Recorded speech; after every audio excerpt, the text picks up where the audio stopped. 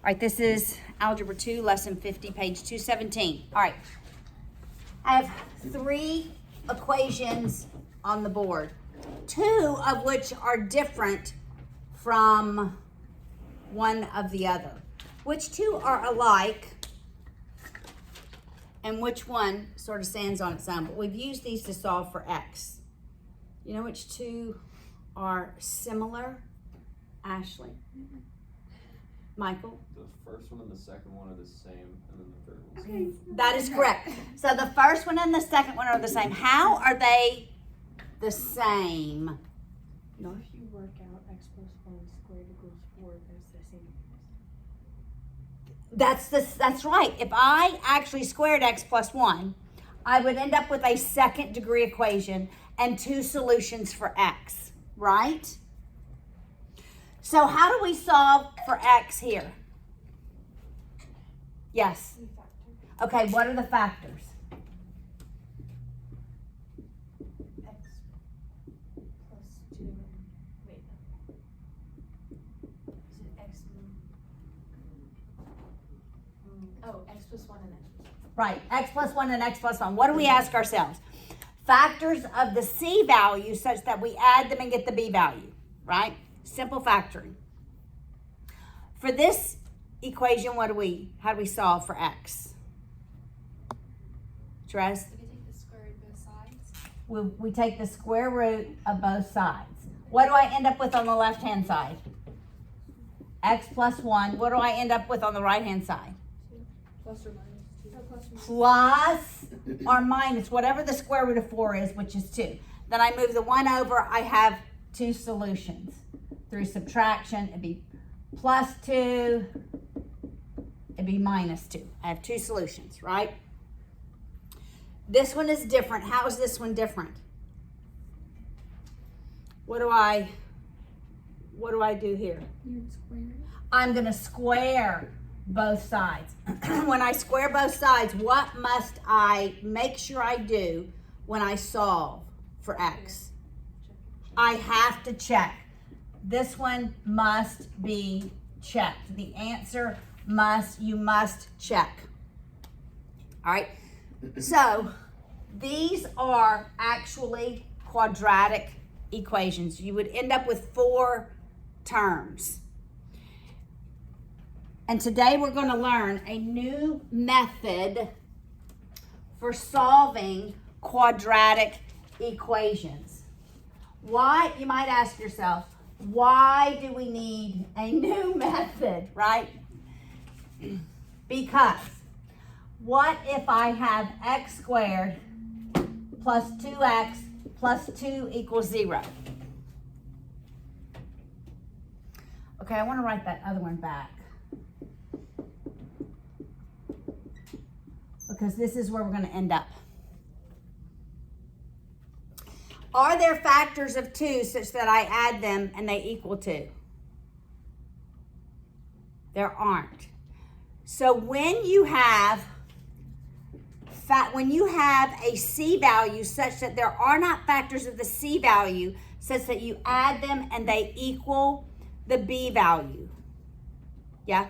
Did you subtract 2 from both sides and then put x on the outside of parentheses, or is that not? You can't do that. What I'm trying to say is it possible to? No, it's not. Because you can factor an x out, but you have it equal to 2. And then you have 2 terms multiplied that have to equal 2. That's still unsolvable. It's not like you have both of them set equal to 0. All right, so we're going to do this process called completing the square. All right. So you need to know, I'm probably going to teach this. I am going to teach this a little different from your textbook, but I'm going to teach it different from your textbook because I know that we are going to be graphing these. So we're going to complete the square in the format that you need to graph these. Okay? Your textbook moves the 2 to the other side. We are not. we're going to leave the 2 on the same side and set it equal to 0, okay? Why am I doing this? Because we're going to be graphing these, and it'll be in the format that we need for these to be graphed. All right, so we're going to isolate the x squared and the 2x. You always want to have a lead positive coefficient for your x squared. All right, you always want a positive, you always want a 1. That's called a monic lead coefficient, when your lead coefficient is a positive 1. All right, so I'm going to leave some room for another term here and here.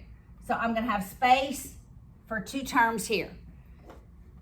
All right, remember the net effect of what I add and subtract on one side, if I'm doing it, must be 0, right?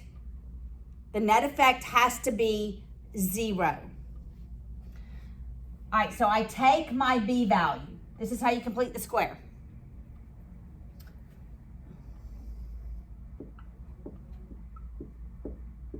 You take your b value, you take half of it, and you square it.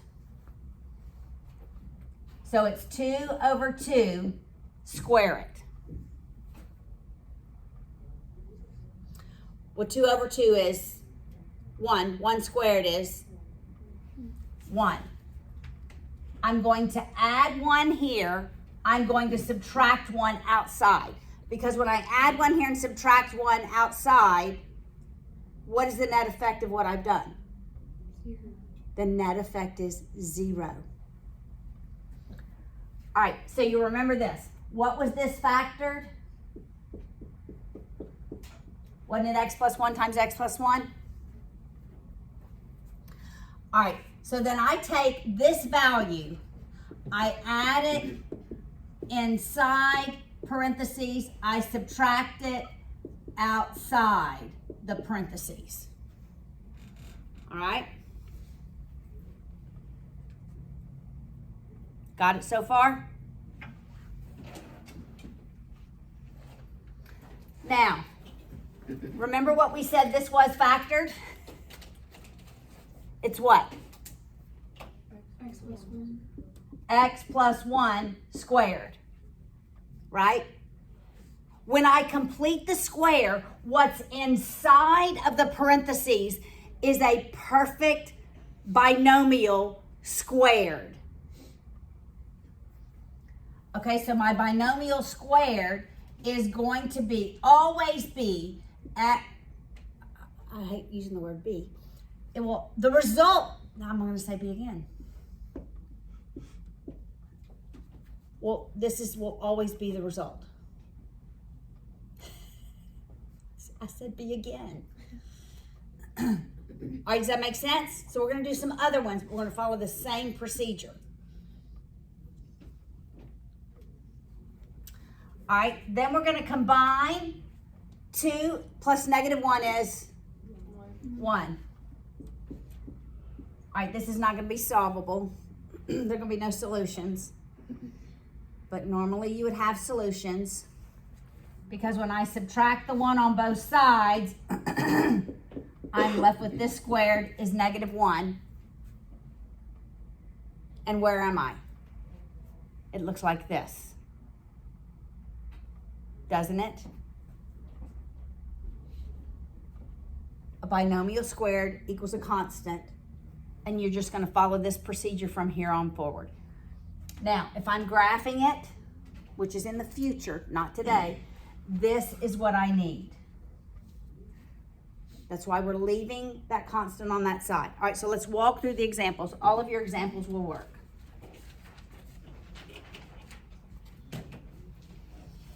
All right, look at example 1. X squared plus 6x minus 4 equals 0. What's the first thing I do?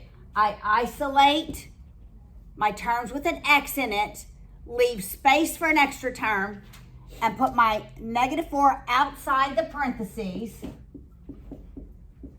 leave space, minus 4, leave space. All right, then what do? I take half of the b value and I square it. So what is half of the b value squared? It's going to be 9. What do I do with the 9? Add inside, subtract outside.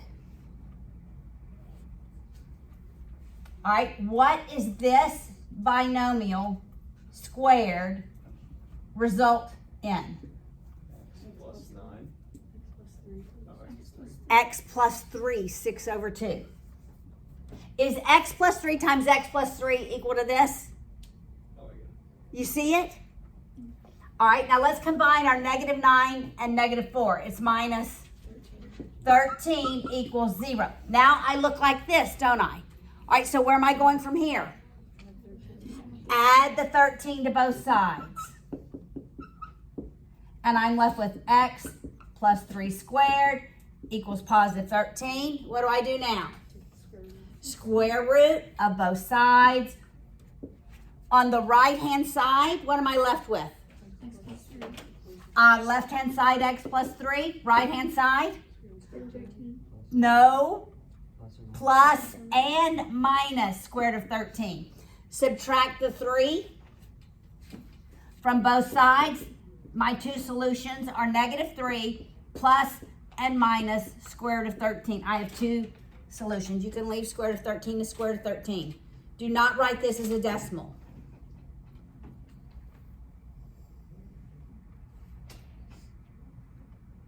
When do we use completing the square? Do y'all remember, Nathaniel? Why didn't you not do the same thing you did to the other equation, the other side of that equal sign? I did the same thing. I followed this right here. But it's still 0. Right. And before I had, in the previous one, I had x plus 1 squared plus 1 equals 0. Because it was minus 2 plus 1. Or it was plus 2 minus 1. I did the exact same thing. Then subtracted the 1. And I'm left with this equals negative 1. Yes. So you want to simplify all the way to like x equals negative 3 plus or minus square root of 13? Yes. Will that change when we're graphing it? Will that what? Will that change when we're trying to graph these? It will not. Okay. You will have to come out with a decimal, but what is this called? What are we solving for? Do you guys remember? When we're solving for x, what are we solving for? Does anyone remember? We're solving for the x-intercepts, for where this graph crosses the x-axis.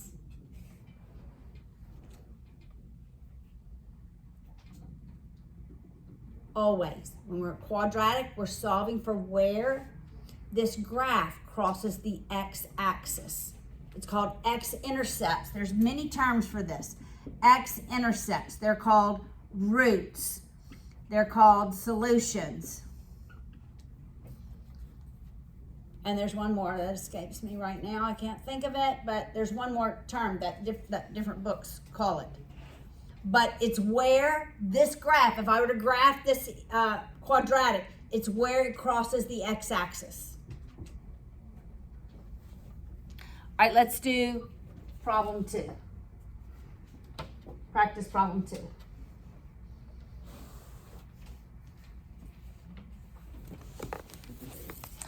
And let's think about what is different from this equation. Yes? If you have one that doesn't have a positive lead, the non-lead coefficient? We will deal with that. But not yet. It's a little more complex. But it's the same procedure. We just don't have them right now. You don't have them right now. Right. Okay, what's different about this one? Go ahead, Mackenzie. You have a question? that one has negative signs in it. No, never mind. No. Yeah. Not in proper It's order. not in proper order. So before you begin factoring or completing the square, it must be in proper order. So my x squared has to be first. It's plus 2x. I'm going to leave some space, put the negative minus 5 outside the parentheses, leave some space, and equals 0. What do I do? What's my first step? Sarah, what do I do first? You take half of the 2 Half of 2 and square. square it. What does that end up being? It's 1. What do I do with the 1? Add it to the inside and subtract it from the outside. Excellent. Okay, we already know this one, don't we? What is this one? As a binomial squared. Right? It's that b over 2 value. Minus 6 equals 0. Now, we're close to this. We add the 6 to both sides so that we're left with the binomial squared equals a number. Take the square root of both sides. On the left, we're just left with the binomial. On the right, it's positive and negative, whatever that root is. Subtract your 1 on both sides.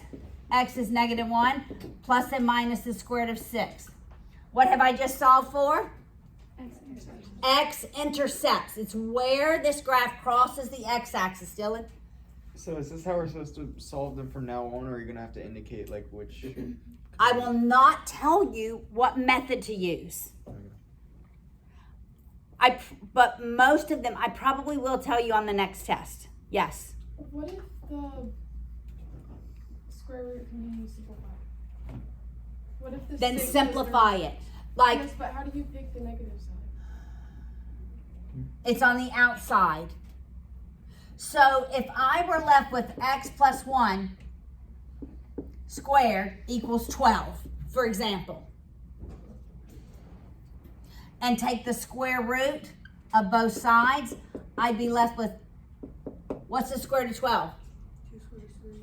2 square root of 3. So do simplify it. If it were But what if it became an even number? 16, let's say if it were 16, what would this be? Plus or minus 4. Plus minus 4, okay? So I'm going to subtract my 1. So it's going to be x is negative 1 plus 4, because I can solve this. When I have real or a rational, not necessarily real, a rational solution. If this is a whole number or a fraction, I'm going to solve for both of the solutions. So x would be 3, x would be negative 5. I'm not going to make square root of 6 a decimal to be able to solve the plus and minus. I'm leaving it as square root of 6. Because square root of 6 is more exact than a decimal. Right? Because we've rounded. Does that make sense?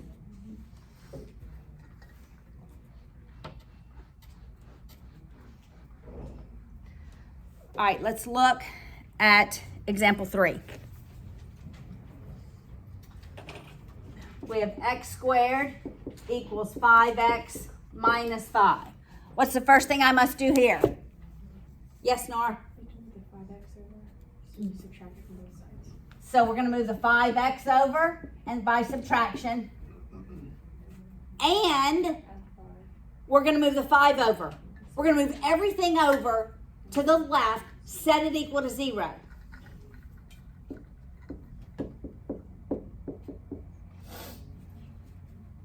Now, if this were a if, which you're not going to have this yet. No, I'm not even going to say it. Never mind. Okay. What are we doing next? Isolating. Okay. We isolated. Now what are we doing? Yes? The b over 2. Okay, what's the b value? Negative 5. We take half of it and square it. Are we gonna end up with whole numbers? No. No, we're not. All right. So what am I adding here? What's negative 5 halves squared?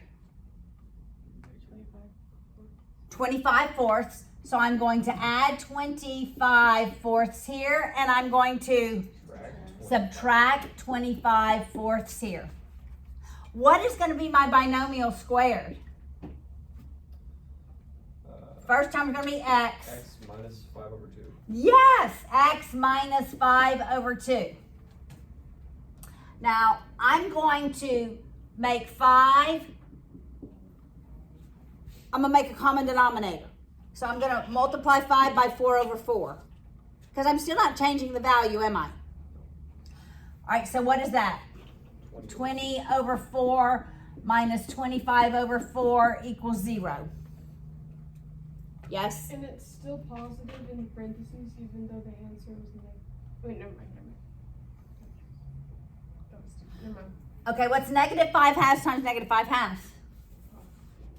Positive 25 fourths. What's negative 5 halves plus negative 5 halves? Negative 5 halves plus negative 5 halves is how many halves? Negative 10 halves, which is negative 5. You see how you're getting that middle number? See how we're... If I multiplied x minus 5 halves times x minus 5 halves, I get this value that's inside the parentheses. This is a method to be able to get it to a binomial squared equals a constant so that we can factor and solve for x. All right, so this is negative 5 fourths, right? So we're going to add 5 fourths to both sides. So then I'm left with x minus 5 halves squared equals 5 fourths. I take the square root, both sides. I'm left with x minus 5 halves equals plus minus square root of 5 fourths. Let's just look at the square root of 5 fourths. Wouldn't that just be square root of 5 over 2? Correct. Correct. Okay, I'm going to show you. So the square root of 5 fourths is the same thing as the square root of 5 over the square root of 4. Right? I can unsquare 4, so I am going to write this as plus minus the square root of 5 over 2. Because I don't want to have to rationalize my denominator. It is rational by taking the square root. All right, so I'm going to add the 5 halves on both sides. And I'm left with x is 5 halves plus minus the square root of 5 over 2. I could write that as 5 plus minus the square root of 5 over its one common denominator. This is preferred. Actually, I shouldn't have even told y'all that, huh? Because probably this is the way you're going to have to write. So leave it like this.